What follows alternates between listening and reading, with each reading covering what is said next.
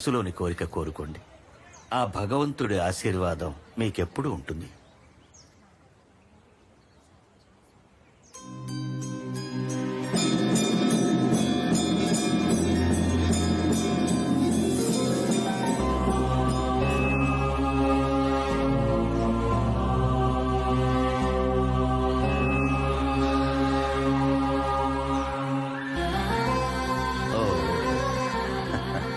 చూశారా, ఆ శివయ్య మీ మనసులోని కోరికని ఎలా తీర్చాడు.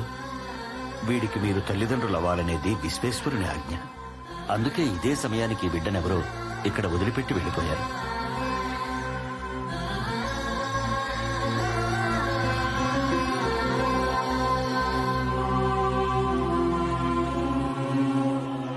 ఈ రోజు నుంచి ఈ బిడ్డ పేరు విశ్వాజ్ఞ.